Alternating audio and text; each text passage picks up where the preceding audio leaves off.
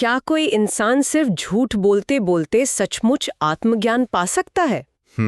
ये एक बहुत ही गहरा सवाल है। है ना? मतलब जरा कल्पना कीजिए एक ऐसे व्यक्ति की जो अपनी पूरी जिंदगी दूसरों को बस धोखा देता रहा हो, जिसने अपने फायदे के लिए हर रिश्ते का इस्तेमाल किया हो। बिल्कुल।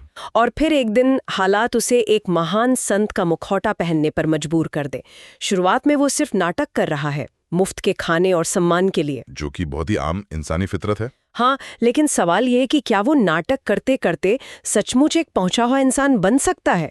ये एक ऐसा विरोधाभास है जो सच में इंसान की समझ को झकझोर कर रख देता है। और पता है, ये विरोधाभास सिर्फ एक दार्शनिक सवाल नहीं है, बल्कि मैं कहूंगा कि ये मानवीय मनोविज्ञान की सबसे गहरी पहेली है। सही बात है। हम अक्सर मानते हैं कि इंसान का जो सच है वो उसके भीतर से बाहर आता है, लेकिन कई बार बाहर का झूठ इतनी मजबूती से हमारे ऊपर थोप दिया जाता है कि वो हमारे भीतर के सच को ही बदल कर रख देता है। एग्जैक्टली। और आज के हमारे इस विस्तृत विश्लेषण में हम इसी मनोवैज्ञानिक पहेली की गहराइयों में उतरने वाले हैं। बिल्कुल।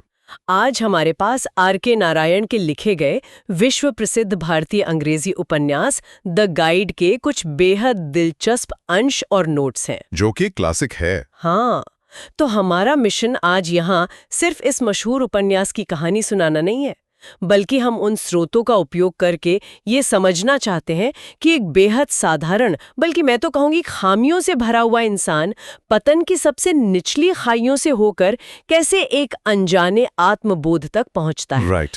हम उस मैकेनिज्म को डिकोड करेंगे जो लालच, नियंत्रण की चाहत और अंततः समाज द्वारा थोपी गई पहचान के बीच काम करता है। मुझे लगता है कि इस सफर असल में एक मास्टर क्लास है, ये समझने के लिए कि कैसे इंसानियत और आध्यात्मिकता अक्सर हमारी सबसे बड़ी कमजोरियों के मलबे से ही जन्म लेती हैं। ओह वाह, क्या बात कही है आपने। हाँ, मतलब R.K. नारायण ने मालगुडी नाम के एक छोटे से काल्पनिक शहर के जरिए पूरे मानव समाज का जो एक्सरे किया है ना, वो आज के समय में भी उतना ही सटीक है। बिल्कुल।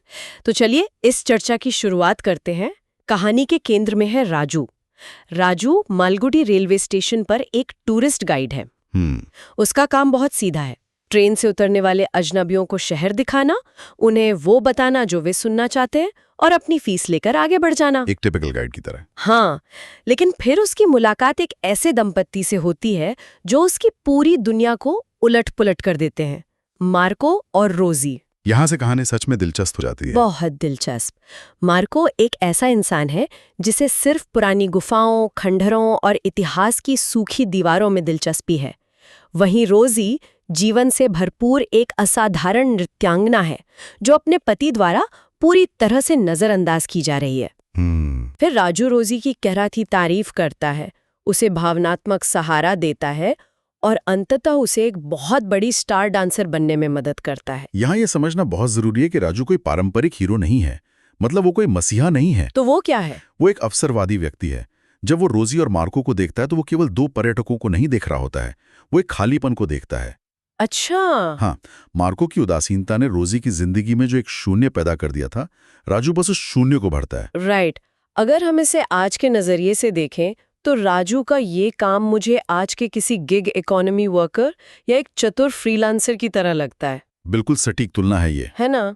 उसका काम था क्लाइंट की जरूरत को समझना और उसे बेचना, लेकिन यहाँ पेशेवर और व्यक्तिगत सीमाएं पूरी तरह से खत्म हो जाती हैं। एकदम खत्म हो जाती हैं। तो स्रोत सामग्री को पढ़ते हुए मेरे मन में एक सवाल आया। ठीक है, आइए इसकी परतें खोलते हैं। क्या राजू ने रोजी की मदद बिना किसी स्वार्थ के सच्चे प्रेम के कारण की थी, या वो बस एक बहुत ही चालाक व्यक्ति था जिसने देखा कि रोजी एक ऐसा अवसर है जिसका फायदा उठाकर वो खुद मालगुडी की उस छोटी सी दुनिया से बाहर निकल सकता है? मुझे नहीं लगता कि हम इसे किसी एक स्पष्ट श्रेणी में रख सकते हैं। मतलब ये ब्लैक एंड व्हाइट नहीं है? बिल्कुल नहीं। नारायण की कलम की सबसे बड़ी ताकत यही है कि वे इंसानी नियत को ब्लैक एंड व्हाइट में नहीं बांटते। शुरुआत में जब राजू रोजी को उसकी कला के लिए प्रोत्साहित करता है तो उसमें एक सच्ची प्रशंसा होती है। वो रोजी को वो सम्मान दे रहा होता है जिसकी वो हकदार है। राजू अपनी प्रतिष्ठा, अपना काम, यहाँ तक कि अपनी माँ की नाराजगी भी मोल ले लेता है, सिर्फ रोजी के सपनों को उड़ान देने के लिए। हाँ, स्रोत भी यही बताते हैं। तो इस हद तक देखा जाए तो ये प्रेम का ही एक रूप लगता है। लेकिन उस प्रेम के भीतर एक बहुत ही खतरनाक बीज भी बोया जा रहा था, राइट? एग्जैक्टली। और यहीं सबसे दिलचस्प मनोवैज्ञानिक मोड़ आता है। जब आप किसी को बनाते हैं, जब आप किसी की सफलता के पीछे का मुख्य कारण होते हैं, तो इंसान के अवचेतन मन में एक मालिकाना हक पैदा होने लगता है। ओनरशिप की भावना। हाँ, ओनरशिप। राजू रोजी का सिर्फ प्रेमी या समर्थक नहीं रहता, वो खुद को उसका निर्माता समझने लगता है। और मनोविज्ञान कहता है कि निर्माता हमेशा अपनी रचना पर पूर्ण नियंत्रण चाहता है। और यही आकर बात सच में बहुत दिलचस्प हो जाती है, क्योंकि यहीं से राजू का वो पतन शुरू होता है जो कहानी को एक डार्क थ्रिलर जैसा बना देता है। बिल्कुल। स्रोत बताते हैं कि जैसे जैसे रोजी सफलता की सीढ़ियां चढ़ती है, वो पूरे देश में मशहूर हो जाती है, वैसे वैसे राजू का चरित्र एक गहरा गोता लगाता है। वो पूरी तरह बदल जाता है। जो आदमी रोजी के लिए समाज से लड़ गया था, वही राजू अब पैसों, रुतबे और शराब के नशे में अंधा हो जाता है। वो रोजी की जिंदगी के हर पहलू को कंट्रोल करने लगता है। यहाँ तक कि एक समय ऐसा आता है जब वो एक कानूनी दस्तावेज पर रोजी के जाली हस्ताक्षर कर देता है, जो अंततः उसे जेल की सलाखों के पीछे पहुंचा देता है। और पता है, ये महज एक आर्थिक अपराध नहीं था। अगर हम राजू की इस हरकत के पीछे के कारणों को डीकोड करें, तो ये धोखाधड़ी रोजी के करियर को या उसकी पहचान को अपनी मुट्ठी में बंद रखने का एक हताश प्रयास था। अच्छा, वो उसे खोना नहीं चाहता था। हाँ, राजू ये बर्दाश्त ही नहीं कर पा रहा था कि रोजी अब उसके बिना भी एक स्वतंत्र इंसान और कलाकार के रूप में स्थापित हो चुकी है। लेकिन मुझे यहाँ इस विचार को थोड़ा चुनौती देनी है। बताइए। हम अक्सर समाज में सुनते हैं कि सफलता और पैसा इंसान को बदल देता है। क्या वाकई राजू, जिसने रोजी का करियर बनाया, वो अचानक एक लालची शैतान में बदल गया था? मुझे ऐसा नहीं लगता। मुझे लगता है कि पैसा और सफलता कभी इंसान की मूल पहचान को नहीं बदलते। वो केवल उस इंसान की असलियत को एक बड़े लाउड स्पीकर पर दुनिया के सामने रख देते हैं, जो हमेशा से वही थी। ये सोचने का एक बहुत ही सटीक और गहरा तरीका है। राजू हमेशा से एक प्रबंधक था, राइट? लोगों की धारणाओं को कंट्रोल करने वाला एक गाइड। जब पैसा और शक्ति आई, तो उसका ये नियंत्रण करने वाला स्वभाव अपने सबसे विकृत रूप में बाहर आ गया। मैं पूरी तरह सहमत हूँ। राजू रातों रात कोई अलग इंसान नहीं बना था। अगर हम थोड़ा पीछे जाएं, तो एक टूरिस्ट गाइड के रूप में उसका मुख्य कौशल क्या था? लोगों को मैनिपुलेट करना। हाँ, पर्यटकों को वो दिखाना जो वे देखना चाहते हैं, सच को थोड़ा मरोड़ना और स्थितियों को अपने हिसाब से मैनेज करना। उसकी पूरी पहचान ही दूसरों की धारणाओं को नियंत्रित करने पर टिकी थी। राइट। जब वो रोजी का मैनेजर बना, तो उसने उसी कौशल का इस्तेमाल किया। बस इस बार दांव बहुत बड़ा था। उसने रोजी की कला का व्यवसायीकरण कर दिया। और जो जेल जाना था, वो उसके लिए केवल एक कानूनी सजा नहीं थी, बल्कि राजू के उस अहंकार का पूरी तरह से टूटना था, जिसे उसने सालों से पाला था। जेल ने उस झूठी पहचान को छीन लिया जो उसने सफलता के दम पर खड़ी की थी। और जेल से बाहर आने के बाद की परिस्थितियां ही इस कहानी का सबसे बड़ा मास्टर स्ट्रोक है। बिल्कुल। राजू जेल से छूटता है, मालगुड़ी वापस नहीं जाना चाहता और एक सुनसान नदी के किनारे एक पुराने मंदिर में शरण लेता है। वो बस दुनिया से छिपना चाहता है। लेकिन वहां एक गांव का सीधा साधा आदमी वेलिन उसे देखता है। राजू कुछ गोलमोल दार्शनिक बातें कह देता है और वेलिन उसे एक महान साधु मान लेता है। एक और गलतफहमी। हाँ, देखते ही देखते पूरा गांव उस धोखाधड़ी के आरोप में सजा काट कर आए आदमी को अपना आध्यात्मिक गुरु मान बैठता है। कि बहुत ही विडंबनापूर्ण है। ये मुझे आज के fake it till you make it या इन्फ्लुएंसर कल्चर की बहुत याद दिलाता है। अरे हाँ, एकदम सही तुलना है। जहां लोग इंटरनेट पर एक पर्सोना या एक नकली पहचान ओढ़ लेते हैं और तब तक वो भूमिका निभाते हैं जब तक कि वो पर्सोना उस असली इंसान को ही निगल नहीं जाता। ये बहुत ही प्रासंगिक बात कही आपने। राजू बिल्कुल यही कर रहा था। उसे मुफ्त का खाना मिल रहा था, लोगों का सम्मान मिल रहा था, और उसे बदले में सिर्फ गंभीर दिखना था और कुछ ज्ञान की बातें करनी थी, जो उसके लिए बहुत आसान था। हाँ, क्योंकि वो एक गाइड था। लेकिन यहाँ नारायण एक बहुत गहरे संकट को पेश करते हैं। गांव में एक भयंकर सूखा पड़ता है, बारिश नहीं होती, जानवर मरने लगते हैं, और गांव वाले राजू से उम्मीद करते हैं कि वो बारिश लाने के लिए अनशन करेगा, भूखा रहेगा, क्योंकि पुरानी कथाओं में सच्चे संत ऐसा ही करते हैं। तो इस सब का असल मतलब क्या है? अब यहाँ आकर राजू बुरी तरह फंस जाता है। वो भागना चाहता है। वो विलेन को अपना पूरा अतीत बताता है कि वो कोई संत नहीं है, वो एक मुजरिम है जिसने अपनी प्रेमिका को धोखा दिया। हाँ, लेकिन विलेन उसकी बात मानने से इनकार कर देता है।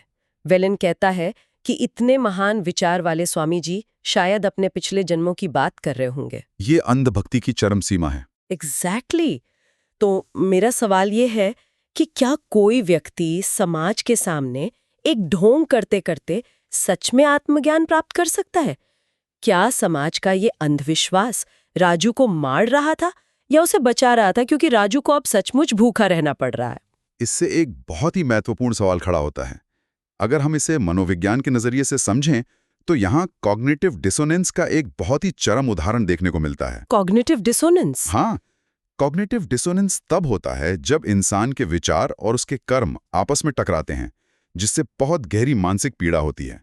राजू अंदर से जानता है कि वो एक ढोंगी है, लेकिन बाहर से पूरा समाज उस पर निस्वार्थ अटूट आस्था रख रहा है।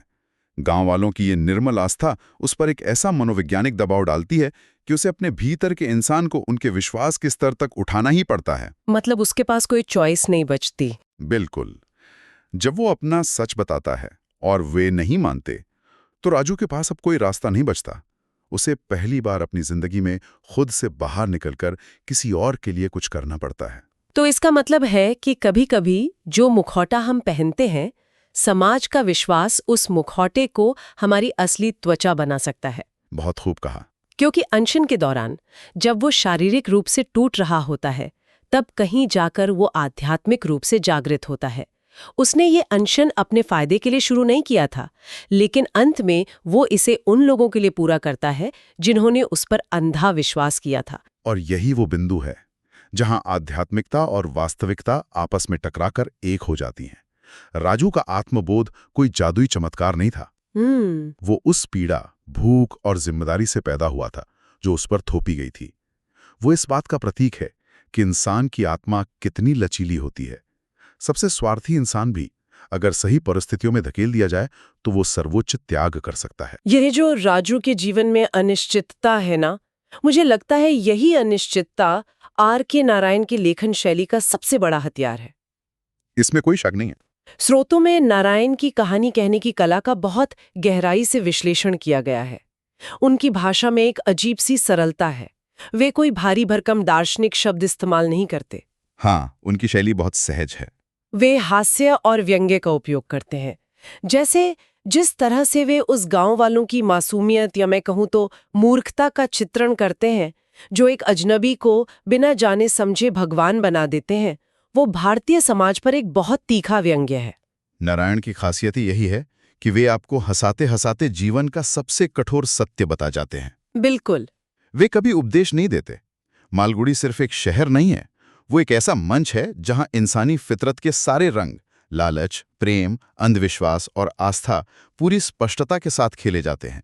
लेकिन यहाँ मैं स्रोतों में दिए गए एक बिंदु पर चर्चा करना चाहूंगी। हाँ, बताइए। कुछ आलोचकों और पाठकों का मानना है कि कहानी के अंतिम हिस्से की गति बहुत धीमी है और इसका जो अंत है वो बहुत ही अस्पष्ट या ओपन एंडेड है। ये एक आम शिकायत है। हाँ, राजू अनशन करते करते नदी में गिर जाता है और कहता है कि उसे पहाड़ों पर बारिश होती हुई महसूस हो रही है। अब क्या वो मर गया? क्या सच में बारिश हुई या ये सिर्फ उसके भूखे और कमजोर दिमाग का भ्रम था? किसी को नहीं पता। कहानी हमें कुछ नहीं बताती। तो क्या ये धीमी गति और ये अस्पष्टता एक कमजोरी नहीं है? क्या पाठकों को एक स्पष्ट निष्कर्ष नहीं मिलना चाहिए था? देखिए, मुझे लगता है कि कला में हर अस्पष्टता कमजोरी नहीं होती। अच्छा? कई बार वो लेखक का सबसे बड़ा मास्टर स्ट्रोक होता है। R.K. नारायण का वो अंत पाठकों की बुद्धिमत्ता का सम्मान करता है। जीवन हमें कभी भी हर चीज का एक साफ सुथरा निष्कर्ष नहीं देता। ये तो सच है। अगर नारायण एक हैप्पी एंडिंग दे देते जहां बारिश हो जाती और राजू जिंदा बचकर एक सच्चा संत बन जाता, तो कहानी का पूरा मनोवैज्ञानिक प्रभाव ही खत्म हो जाता। वो बहुत फिल्मी हो जाता। बिल्कुल। वो धीमी गति पाठक को राजू की उस भूख और उस पीड़ा को महसूस कराने के लिए है। मतलब लेखक जानबूझकर हमें उस असहजता के साथ छोड़ना चाहते हैं। एग्जैक्टली। महत्वपूर्ण ये नहीं है कि मौसम बदला या नहीं, महत्वपूर्ण वो बदलाव है जो राजू के भीतर आया। राइट। वो अंत इस बात पर जोर देता है कि राजू ने अपना प्रायश्चित पूरा कर लिया था। उसने अपनी पुरानी स्वार्थी पहचान को पीछे छोड़ दिया था। कहानी हमें जीवन के यथार्थ के साथ अकेला छोड़ देती है और यही इसे एक महान साहित्यिक कृति बनाता है। तो अगर हम इस पूरे विस्तृत चर्चा के सारे धागों को एक साथ समेटें, तो द गाइड सिर्फ एक व्यक्ति की कहानी नहीं रह जाते। बिल्कुल नहीं। ये मानव स्वभाव का एक बहुत ही साफ और पारदर्शी दर्पण है। ये हमें ये सिखाता है कि गलतियों के बावजूद, चाहे वे कितनी भी बड़ी क्यों न हो, इंसान आत्मज्ञान और प्रायश्चित पा सकता है। राजू का सफर कोई सीधी रेखा नहीं है। ये एक भूल भुलैया है जिसमें वो बार बार गिरता है। और ये बात हम सभी के लिए बहुत प्रासंगिक है। अगर हम गहराई से सोचें तो हम सभी के अंदर एक टूरिस्ट राजू छिपा है, जो लोगों को वो दिखाना चाहता है जो वे देखना चाहते हैं, जो समाज में अपनी छवि को मैनेज करता है। हम सभी के अंदर एक लालची राजू भी है, जो सफलता और नियंत्रण की चाह में कभी-कभी नैतिकता की सीमाएं लांघने को तैयार रहता है। बिल्कुल सही कहा आपने। लेकिन इन सब के साथ हम सभी के अंदर एक आत्मज्ञानी राजू भी हैं, जो कठिन समय में, मजबूरियों में ही सही, लेकिन निस्वार्थ भाव से कुछ कर गुजरने की क्षमता रखता है। हम बस जीवन के अलग-अलग चरणों में इन भूमिकाओं के बीच झूलते रहते हैं। बहुत ही खूबसूरती से समेटा अपने से। अब इससे पहले कि हम आज के इस गहन विश्लेषण को समाप्त करें, मैं सभी श्रोताओं को एक ऐसे विचार के साथ छोड़ना चाहूंगी जिस पर हमने अभी तक सीधे तौर पर बात नहीं की है, लेकिन जो इस पूरी कहानी की आत्मा में बसा हुआ है। वो क्या है? जरा इस बारे में सोचिए। हम जानते हैं कि कहानी का अंत इस बात पर अस्पष्ट छोड़ दिया गया है कि राजू का अंतिम परिणाम क्या होता है, लेकिन एक पल के लिए शुरुआत में वापस चलते हैं। अगर राजू उस दिन उस रेलवे स्टेशन पर रोजी और मार्को से कभी मिला ही ना होता, तो क्या होता? ये एक बहुत बड़ा व्हाट इफ है ना? क्या वो हमेशा मालगुड़ी की गलियों में एक साधारण लेकिन अंदर से असंतुष्ट और बेचैन जिंदगी जीता रहता? या फिर क्या हर इंसान के भीतर अपना खुद का एक जेल और संत वाला चक्र पहले से छिपा होता है? बहुत गहरा सवाल है। क्या हम सभी एक ऐसे ट्रिगर के इंतजार में बैठे हैं जो हमारे सबसे बुरे रूप को बाहर लाएगा, ताकि हम पूरी तरह से टूट सकें और फिर उस टूटने के बाद ही अपने सबसे सच्चे, सबसे आध्यात्मिक रूप तक पहुंच सकें?